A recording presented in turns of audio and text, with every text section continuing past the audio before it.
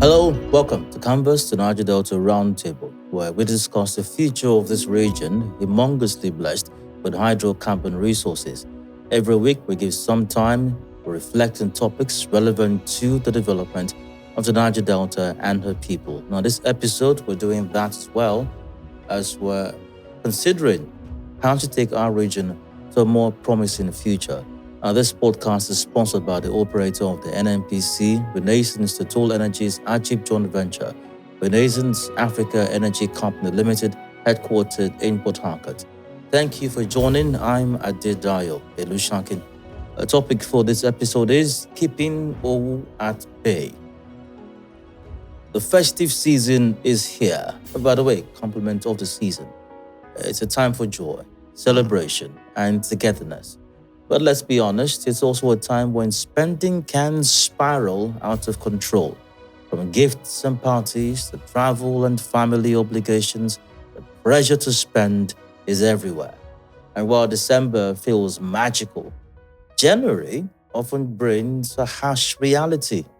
Empty wallets, mounting bills, financial stress. So, how do you enjoy the holidays without falling into the debt trap? How do you strike a balance between celebration and financial discipline? And most importantly, how do you set yourself up for a strong start in the new year? Today, we're diving into practical strategies for managing your money during the festivities and building a plan that keeps you financially healthy long after the fireworks fade. Because the best gift you can give yourself this season is peace of mind and a future free from financial regrets. Again, this episode's topic is keeping Owu at bay, and my guest is Tunde Bello. Tunde Bello is a financial and business management consultant with over 25 years of experience in accounting, tax, HR, and corporate strategy. He is a chartered member of ICANN, CICN, and CIPM, and leads Alexander Stephen IQ and other advisory firms. He's passionate about financial literacy and entrepreneurship. He founded the Alternative School and Teenpreneur Academy to empower individuals and teams with practical money skills and leadership insights.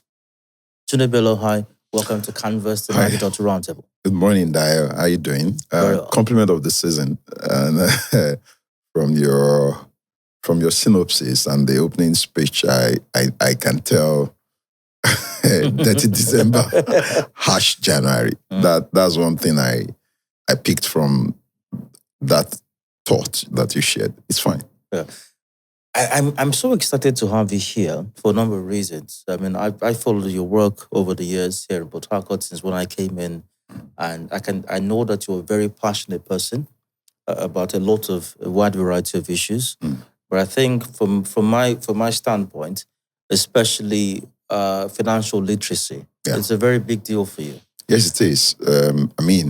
Why would you work so hard to make money, but you can't manage money and then you can't multiply it?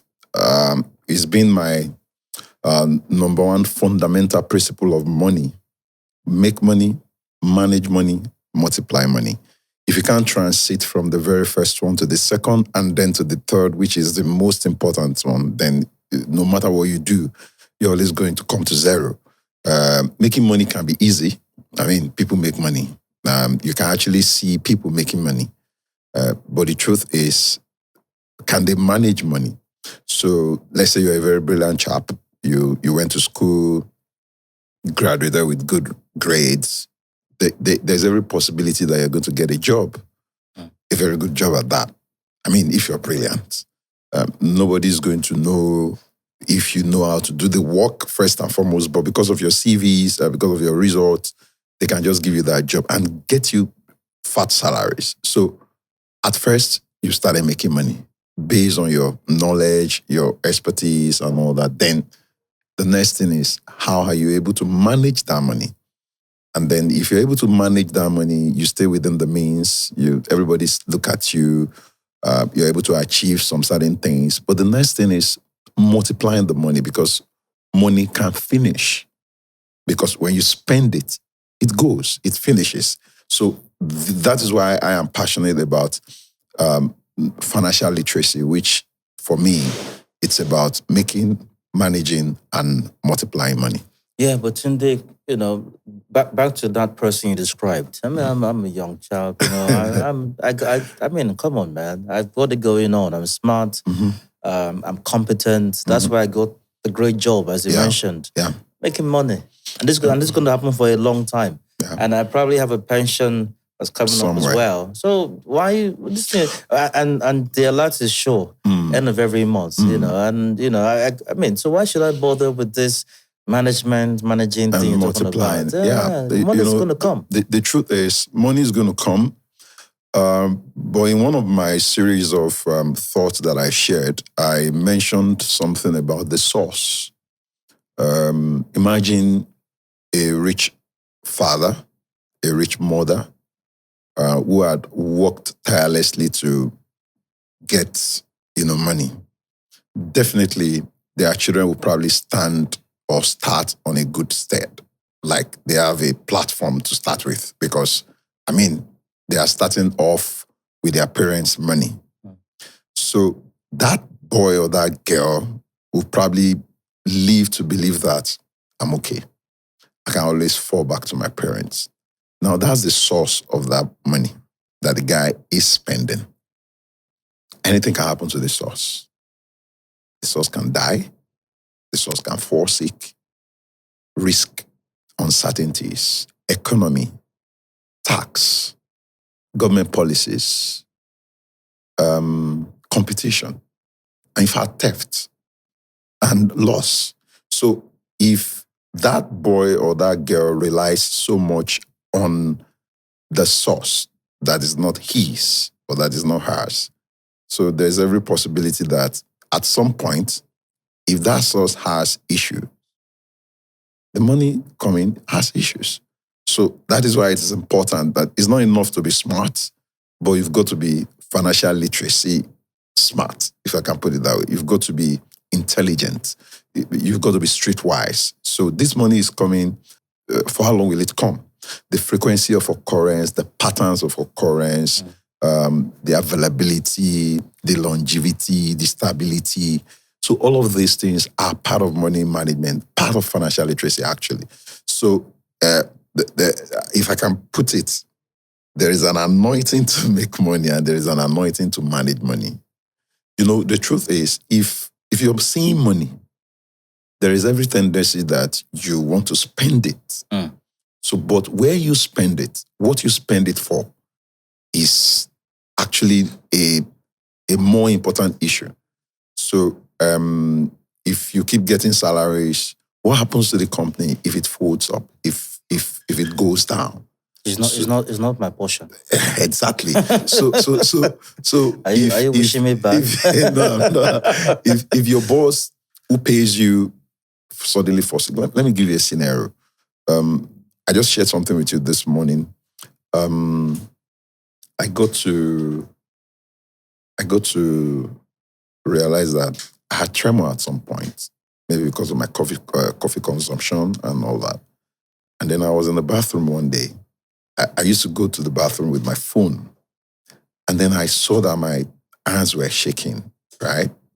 I couldn't hold the phone for a long time. And then it occurred to me like, okay, so if this becomes a permanent feature, what happens? What happens to my kids? What happens to my family? Most of them, 90% of them depends on me. So it occurred to me that I may not be here for long. I'm not saying I'm going to die. I can be disabled. I can become inactive. And then that's it. So every person who depended on me will have it rough. That's the source. So the issue here is the issue of people understanding that the source can get dried, can be paused, can finish, it can get lost, it can be attacked, whatever it is. So it's not enough to say, okay, I'm making money, but the most important thing is, like another example I used to use, if you're a Christian, I mean, if you want someone to your church or to your religion, the same thing that won them will not be the same thing that will keep them. So if I came to you as a hungry man and I said, Dio, show me the way. Because I'm broke and I saw that you're doing well. And you say, okay, I'll show you the way, or cut soap for me. And then you did. After some time, I will transit from what brought me into a more stable personality.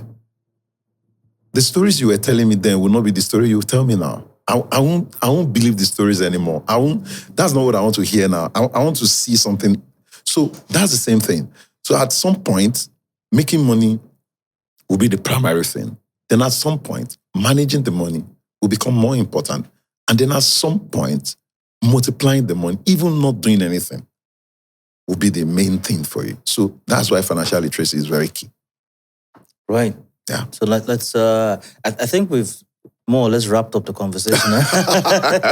But I mean, with those analyses and scenarios painted, you can tell that it's not enough to say you're making money. Yeah. Yeah. Because even speaking of sources, even if it's a job, something can happen to the Anything job. can happen to it. A competition can come. A more intelligent person can come and you're no more needed. Yeah. A smarter person can come and you're no more needed. In fact, at some point, your value depreciates the more time you spend in that particular place. And there is a point to which you ask for salary increase. I always tell my staff, you can earn more than me, right? So at some point that I feel that you're demanding for something that is out of the range, we'll probably get another person. You've overstayed your welcome. So, and that person will start on a lower level of salary. And the person, before he grows into that you that left, there will be another person replacing you. And that's life generally. I mean, for a capitalist, you get to understand what I mean by, I can't keep providing for you. What do you bring to the table? I mean, you're my accountant, you're my FC, you're my business development officer. But the more you take from me, the more I expect you to bring to me. And that's the way the world works. It is the festive season. Yes, it is.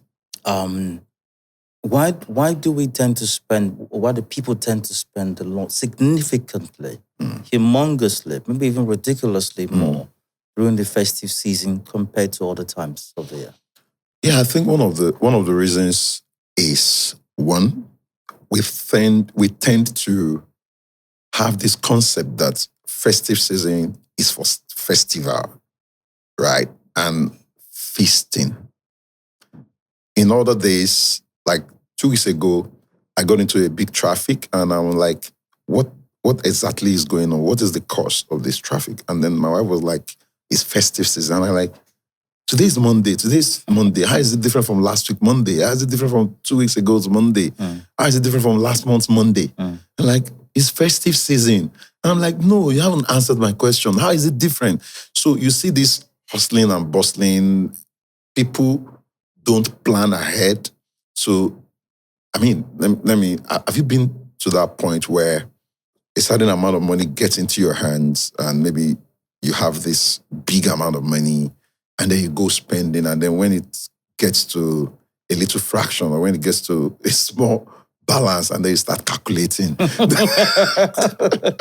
Then you start bringing your pen, you start planning. How did this exactly? How did it get here? So that's damage control. That's not being proactive. So for anyone who is not financially literate, I mean, you can be smart, you can be intelligent, but you're not financially literate. In the sense that as money comes into your hands, the first thing is not spent. The first thing is not spent. So, but because people spend from January and then they get to December, they realize that, it's end of the year. What do I have? What do I need? And then they start rushing to get those things. And then there's this chaos. There's this haphazardness. There's this anyhowness. And then because people saw that people need things, and one of the ways to make money, I hope I don't deviate. One of the ways to make money, you make money from people's lifestyle. You make money from people's needs. Some people go as far as making money from people's misfortune. So I've seen that Dio comes to me every time when he wants to buy books. So I create a system around that, get books, sell to Dio, because Dio loves to read books. And then it comes every time. So I've seen a need. So I provide solution to meet that need. If someone is a drug addict, he's always coming to borrow money to buy drugs. And sorry, I'm using this example, which isn't good anyway. But you've seen a need.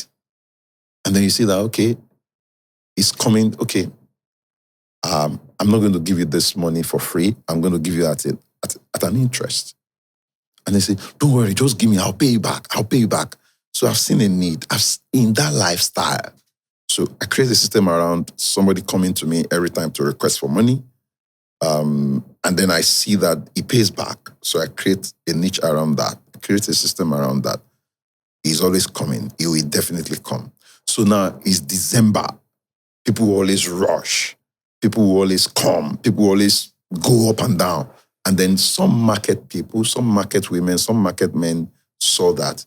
They put price on the things. People come to rush.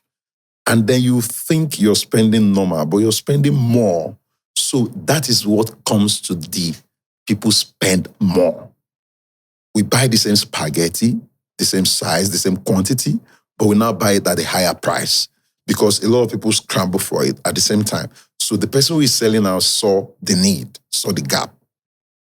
And to bridge the gap, put it as a premium. If you need it, you get it. If you don't get it now, people, this is what people are buying now. Okay, people are now buying clothes now. Okay, add money to it. People are now buying Christmas clothes, red clothes. People are now buying green clothes. So, because we don't plan, so we leave it late, and then it becomes a rush. And then when it becomes a rush, many people come for few things. And when many people come for few things, the seller has the prerogative, has an advantage to increase the price. So more money goes out for few things. Speaking of the sellers, let's call them corporates now. Yeah. Are they also to blame for this? Are they taking advantage? Because whilst I concede in some instances, there's price gouging or prices go up. But in some other instances, the enticement is that there are discounts, prices go down. Mm-hmm. If we're going to have a lot more Black Fridays, for as many Fridays as you can count till the year ends, even into the new year as well. I get a discount here, 20% off. You're going to have big signs at various shops Displaying in GRA all and everywhere announcing 40% off, this off and that off, and all of that. So whilst in some instances you have prices going up, but in many other cases, maybe even more, you have prices going down, encouraging you to also spend more and get what you can for less. There's what we call price theory. First and foremost, entry pricing. You want to see how you can get more customers by reducing price or a giveaway price. Buy one, get two, buy two, get three, and all of those promos.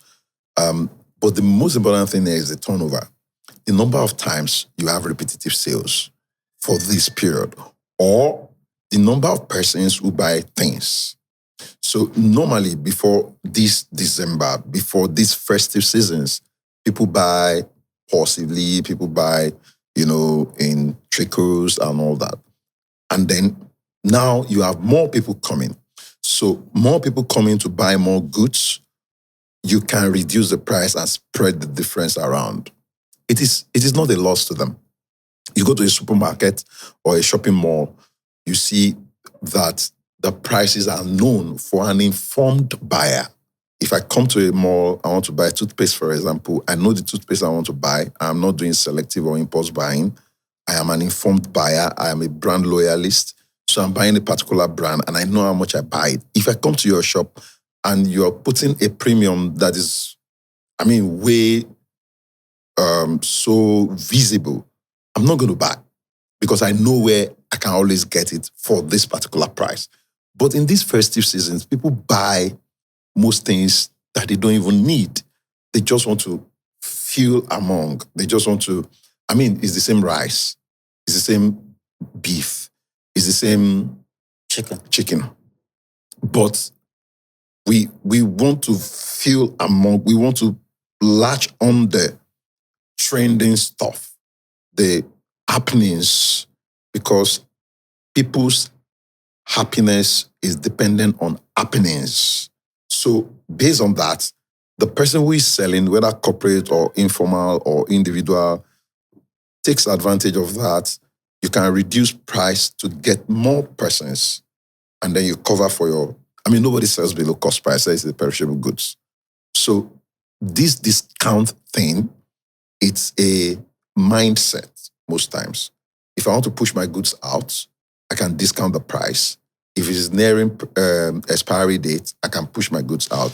If I'm not selling enough, I can push it out at a discount rate. So it is never a loss to the person selling because nobody sells below cost price.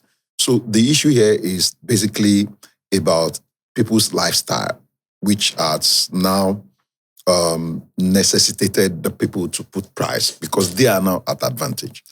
When I asked you earlier why we tend to spend more during festive seasons, in your explanation, you mentioned that festival, use similar feasting. Yeah. Okay, so are you saying that I shouldn't be part of the festival? I shouldn't feast as well? So while everybody is possibly eating more rice or having more turkey and whatever else it is, or maybe drinking more or going out more, are you saying I shouldn't? Should I be the Grinch who doesn't like Christmas and just stay home and then while my kids are watching all the other kids going out there, I should no, stay in the house and do nothing? No. Shouldn't we fest? You should be able to fund your lifestyle. A lot of people can't. But because you want to feel among or you want to have a social validation, so let it not be that I'm not part of it. That's how some people live. And like I said, the moment people realize that's your lifestyle, they will build a system around it because you are always in need. You've been in that space where maybe you go to the mall and everything is just enticing. Everything is calling you to come and buy me. Yes, it's 40% off. Exactly. So the one who puts 40% off on a selling price is not foolish. For every 100 naira, 40 naira is off. So originally, that price isn't right. So, you go to a car shop and then you see price slash. It can never be beyond cost price. Never. Except there's a buffer somewhere that spreads. There's what we call contribution in financial accounting. Now, you're doing photo studio, you're doing event management, you're doing leasing of equipment, all of them in one business. But your photo studio is making so much money, your event company or event aspect of it is not making enough. But when you're reporting, everybody is seeing one report. Everybody's seeing maybe 20 million sales or turnover. But internally, you have to do a section analysis of what did each of these section or brand or value chain contributed to the whole thing. So a lot of people need to sit down and do that. So some persons don't want to be left out of anything that is happening. Speaking of not being left out, so how can I be a part of the festivities, not break the bank and ruin myself financially? Is it possible to do both? Or do I have to pick? Do I have to pick financial ruin or festivities? Or can I do festivities and not have financial ruin? It's possible to do festivities without, going bankrupt or being in debt, actually. How? One is to have budgeted for what you want to do. You have enough buffer, you have enough savings to carry that out. For example, I'll be traveling with my family, a family of 6. Traveling means you're going to spend money on the road or in the air or on the sea or whatever. This is not a usual transport for you. So you might have to be prepared and be providing for that before that event. So what this means is that you're being proactive. you've made enough provisions to cover that cost that is going to be huge or unusual in terms of occurrence or appearance. So if you know that you're a salary earner, there is a pattern. You know that every 26, every 27, every 28, your salary is going to drop. So you're certain in a way, to a degree of confidence that, next year, next month, I'm going to get this salary. People do that. But if your cash inflows is not regular, you don't have control of it. Like I always say, if you're doing the business, you're not making laws. If you're doing a business, you're not the leader in that market. If you're doing the business, you don't control price. You don't sleep with your two eyes closed. If I'm not a price leader, if I'm not a market leader in maybe production of teacups, I know I have competition. I know somebody else produces this, and I know that person produces more than I do.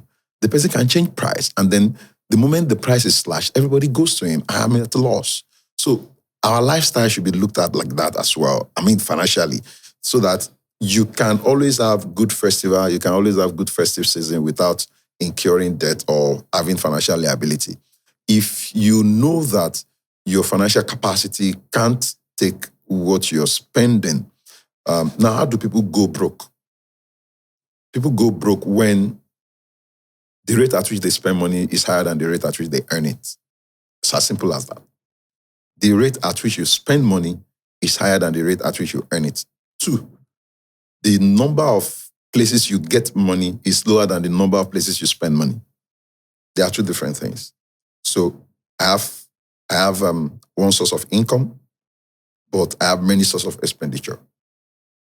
If that is impairing or affecting negatively what I earn, then I'm going to go broke one day, no matter what I earn. If the rate at which I get the money, if I am getting money once a month, or I am spending money every day, soon I'll go broke. So you have to have a commensurate frequency, a commensurate pattern, or more than the number of outgoings, which is outflows of your cash. Then people need to understand the reason why they are having money. Transaction, speculations, precautions. I'm a salary earner. Definitely I'm going to do transport. I'm going to take care of my family. I'm going to take care of myself. I'm going to do things. That's basic source of spending money. But then I need to leave this survival level to essence. That is, having enough that when something comes up, I'm able to take care of that thing without borrowing. And before you get to that level, it means a very good part of what you earn is put aside. Not because you're a pessimist, but because things do happen. Price increase. Let me tell you something. My office rent, when I was moving in, the landlord asked for 2 years rent. And I'm like, why would you ask for 2 years rent? He said, that's what he wants. If I don't want, I go. But because I love the property, I like the environment, so I paid the 2 years rent. At the expiration of the 2 years rent, he came and said, the rent is increased. And I'm like, I'm a sitting tenant. It's just expiring. So I negotiated, okay, you can bring this, you're a good man. Yeah. I paid. At the expiration of that rent, he increased it again. I'm like, do you want to be increasing the rent? So the 4th year, it's 6 months into the 4th year, so I decided to pay ahead. And the guy returned my money.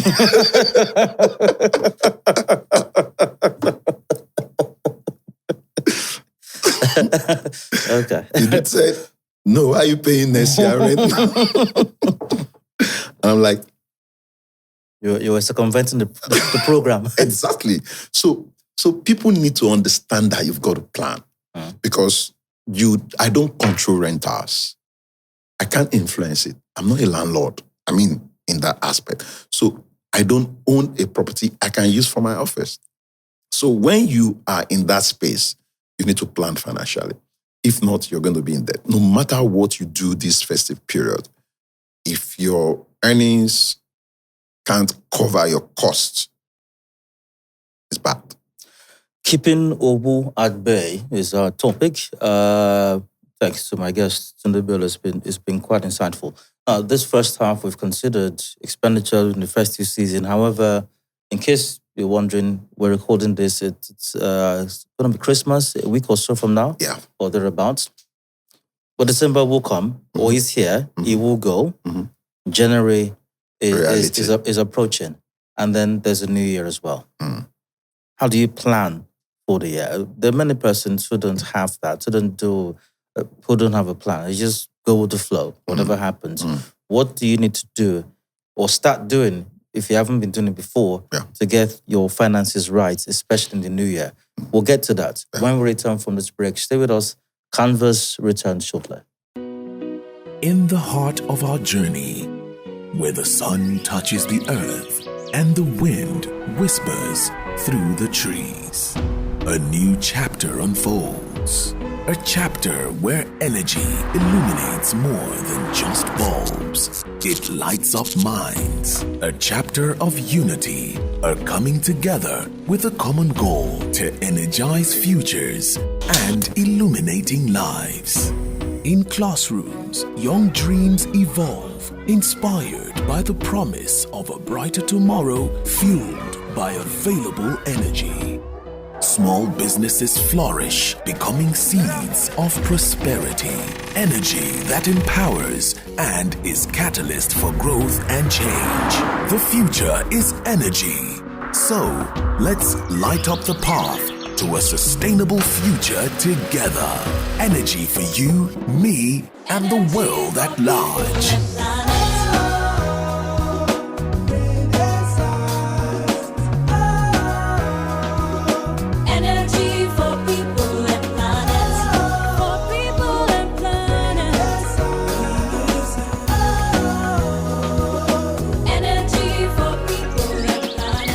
Energy for people and planet. We are Renaissance. Welcome back. It is Canvas, the Niger-Delta Roundtable, brought to you by Renaissance Dial. My guest, financial expert, Tunde Bello, is still with us. Tunde, welcome again. Thank you. So, maybe talking about December and the festivities, especially when we're recording this, maybe it came a little late because... we're already in it. Exactly. Yeah. However, I'm sure it will still be helpful for some person who's watching or listening. But like I mentioned before the break, January is approaching. The new year is here. So maybe I got it wrong in this year. Maybe I didn't plan properly. Maybe I didn't get it right. And maybe I haven't got it right for many years, all my life. And I'm listening to this, or I'm watching this. And I want to become financially literate. Better. I want to be better. I want to have a change. What do I need to start doing? Maybe from now, maybe from January, to get my finances right. Yeah, thanks, man. First, it's about understanding the pattern of your revenue or your income and understanding your source. I've always said it. Honestly, I can't stop saying it. The source is more important than what comes out of the source. Let's take Niger-Delta, for example, how we pride ourselves in having seafood. But the sea is being affected. There's a lot going on. Things are drying up and all of that. So it means that whatever we're getting from it is being affected. The number, the frequency, the quantity, the pattern, the quality. So the same thing applies to your finance. If your business where you earn money, if your company where you work for is in a very competitive environment, so there's every chance that if it is not strategically planning, it's going to be knocked off the market. Recently, a friend of mine said she wants to come into consulting, HR accountant, or I'm like, why would you want to leave oil and gas and come? And then she said, is it not you that taught us? I said, what did I teach you? And she said, I saw that the company is having some financial problems. It hasn't shown, but I can see. So that's a sign. So if you're working and you don't study your company, the management of your company, the management style, the people behind the company, are they the people who have the checkbook of the company in their pockets? Are they the people who fund their lifestyle from the business? I mean, very soon, something is going to happen. I mean, I'm not wishing anybody bad, but it is the truth and it's the reality. Secondly, you yourself, your finances, do you plan for your finances? There's what we call being proactive and being reactive. Being proactive is having a predetermined understanding of your finances. How does my money come in? How does my money go out? Where does my money come? How does my money come? When does my money come? And then where do I spend money? Do you have a sickly mother? Do you have a sickly father? Do you have a relative that are dependent? Do you have a large family? Are your kids in big schools? Do you have a spouse who is not also as intelligent as you are in terms of finances, who is always demanding, who is always spending recklessly and all that? So these are, very basic things that you need to know about finances. Then the next thing is actually the planning. And the planning has to do with you having an objective and how to achieve that objective. Because it's not enough to have plans. For example, I want to go to school next year. How do I get to that school? How do I fund it? How long will it take me? So that's how we do financial plans. And then we call it budget. And, the most important thing about budget is not even what you're going to spend money on. The most important thing is when. When. Okay, I'm going to spend 20,000 on medicals. When? So that you have a very good view of everything that you're doing. You're not just having a mono view of it. Okay, money is going to come, but when will that money come? It's very, very important. And then how will that money come? So at some point, I asked my staff if would you like to take your Christmas bonus now or when you come back in January? And then they were like, let's come back and take it. And because if it is available, you spend it. There are people who don't know how to keep money. Once it comes, that's why people say money is a spirit. Money is not a spirit. Money is a resource, just like time, just like your clothes, just like your book, just like, your space. Money is a resource. The way you manage other resources, for example, you have 10 kg of Gary at home. If you don't eat it, it will be there. But if you eat it, it's reducing. So at some point, I don't know if you've ever got into your bathroom and you realize that your toothpaste is out. The toothpaste is out.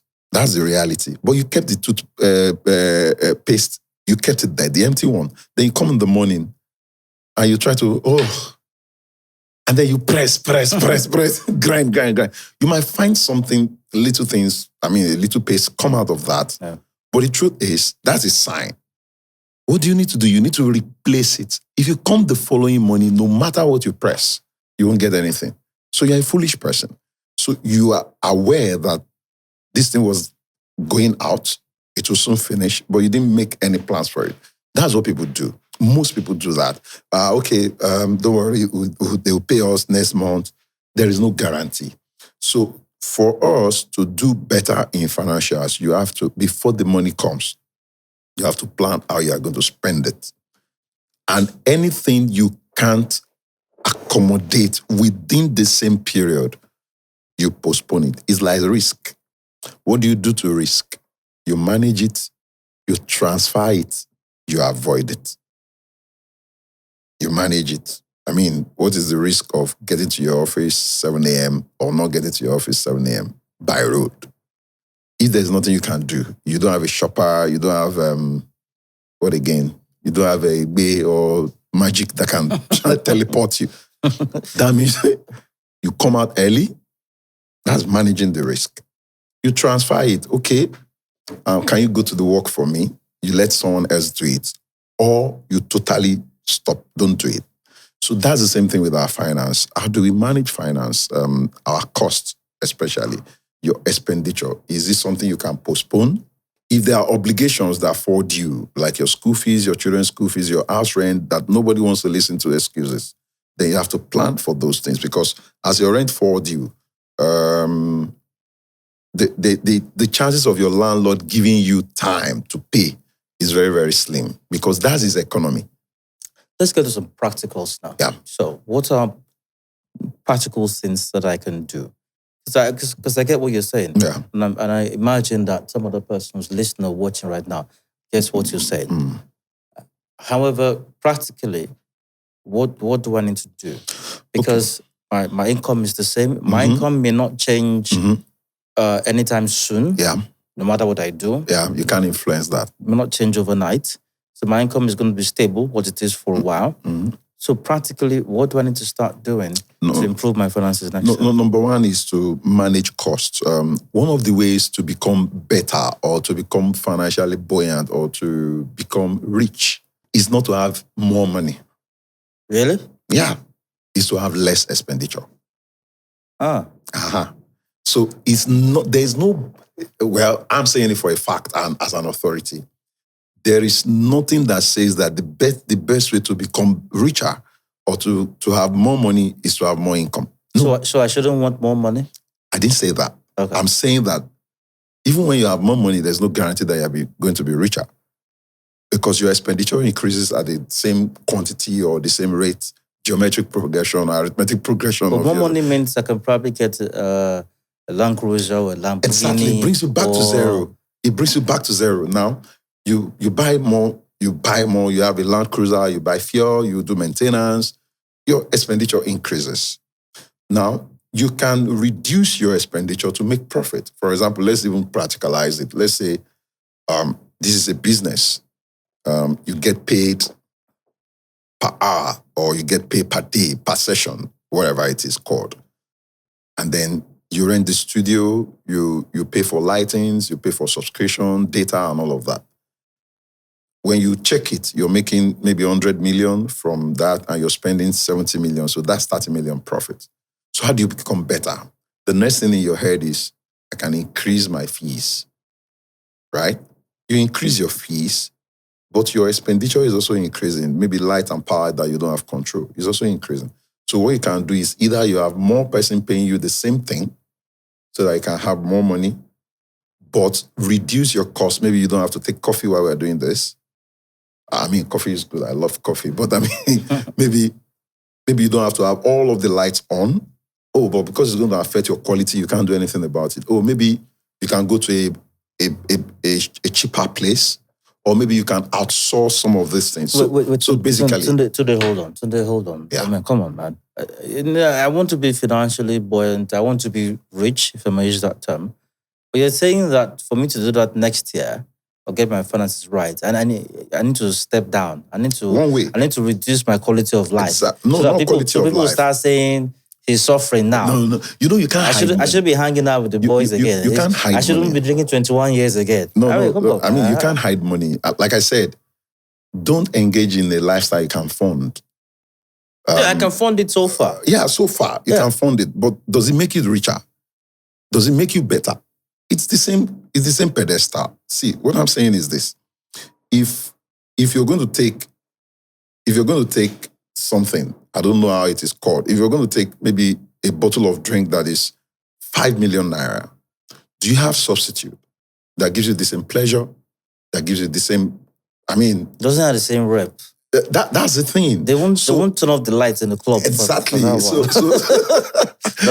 will be no Dorime. So as much as I can't tell you your lifestyle, but I'm saying that what if you take a look at it, a second look and say, okay, this is a 21-year-old drink. I mean, why are we even talking about it?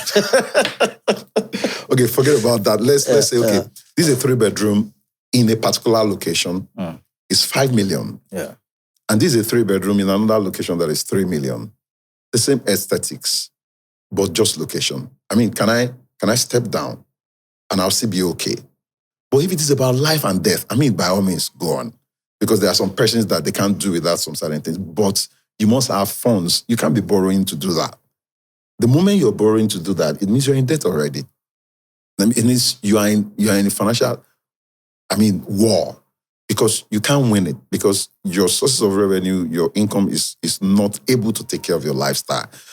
People need to understand that. Then secondly, is to this come to increasing your sources or increasing your price if you're a price fixer or if you're a price leader.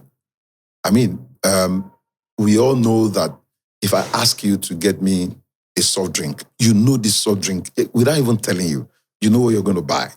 I didn't even tell you. So that means that brand is a leader in that market and people would gravitate towards that brand without even making an advertisement or something.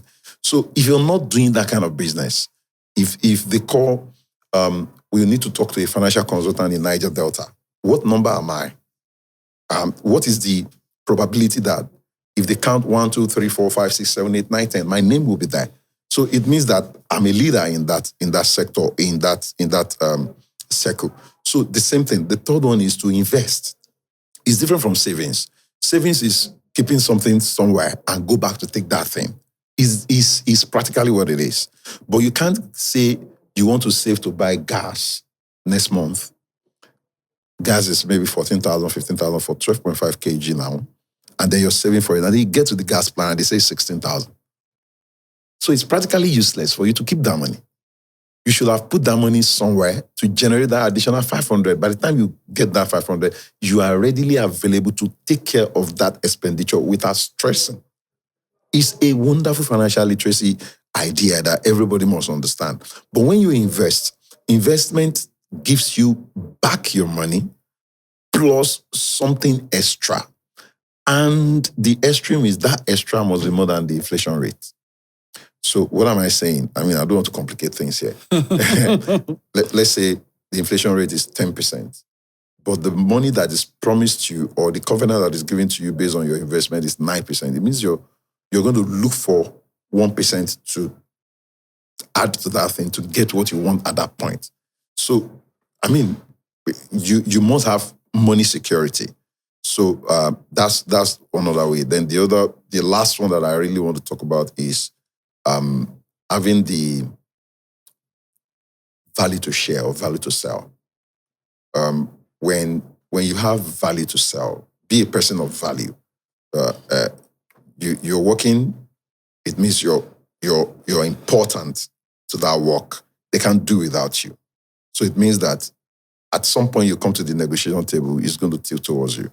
It's going to favor you.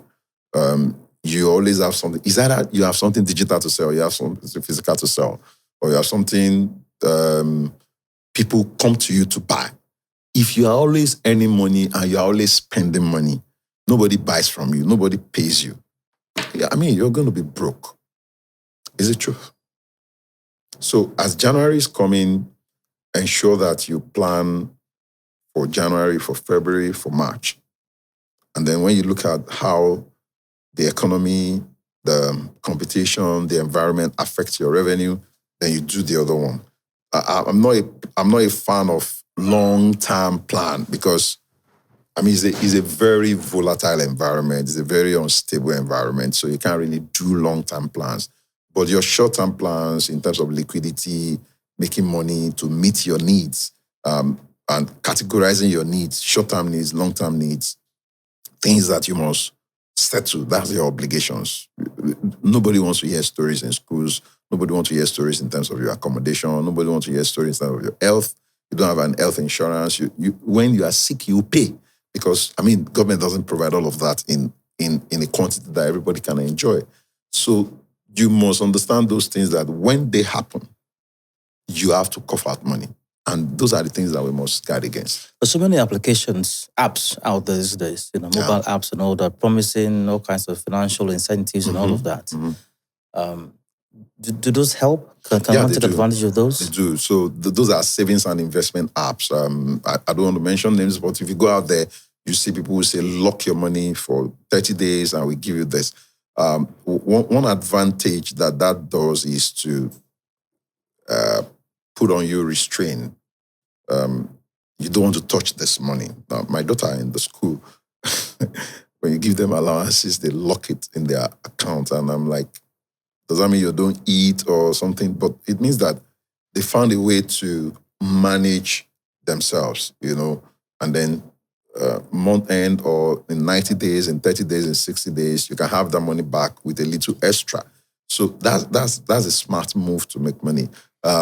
but then the most important thing is what you get at the end of the tenor or the time that you are locking that money in.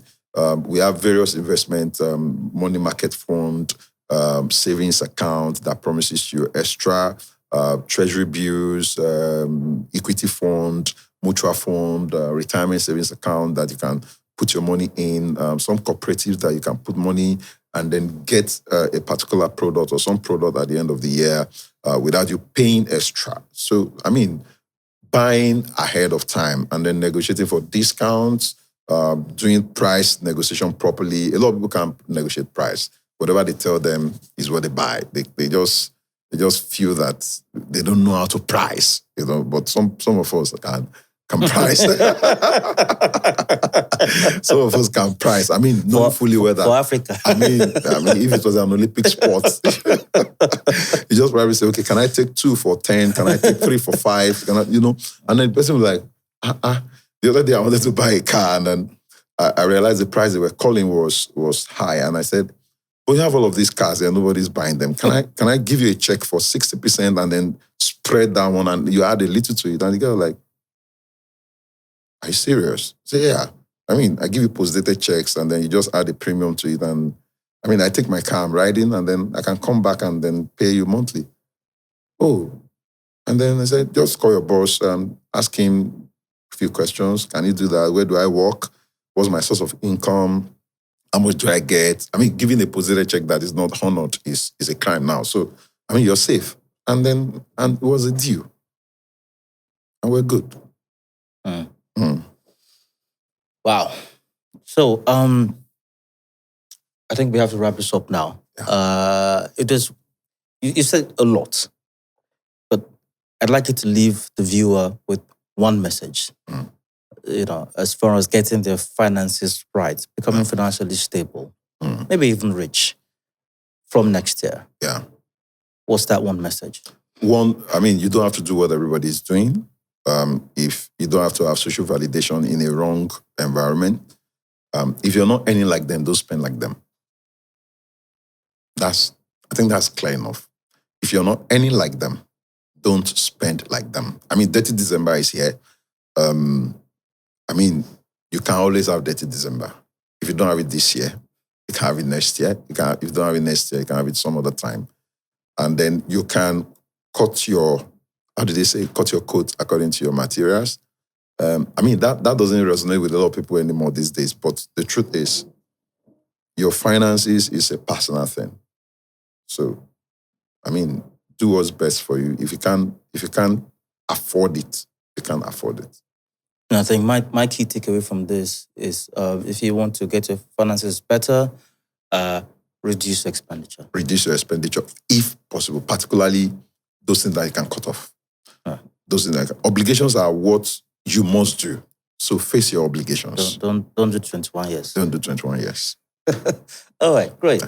Thank you very much. We need to have you on again soon. We're having a new tax regime from next year, so you must come up again soon. I must. So we can discuss the new tax. I'll do that. I mean, the new tax laws are there. I mean, I was somewhere yesterday. I was somewhere last week Sunday, and then on Sunday as well. And people were looking at me as if I'm the one that did the law. I'm like, I'm not. It's the law of the nation, law of the Federation of Nigeria, LFN. It's something that is backed by an act of parliament. So that means you must obey it. Yeah. So we'll see then. We'll do that soon. Thank you, man. Thank you. I appreciate it. Tunde Bello, financial expert. It's been great. Keeping Owu At Bay this festive season and getting your finances right in the new year and beyond as well. So we'll discuss. Thank you very much. And I hope you've learned it. I personally have learned a thing or two from this. Tunde, thank you for your time again. Thank you. My pleasure. And thank you as well. Remember to share this with your loved ones across our various social media platforms. And have a great time. Enjoy this festive season and endeavor to keep your head above water. Bye for now.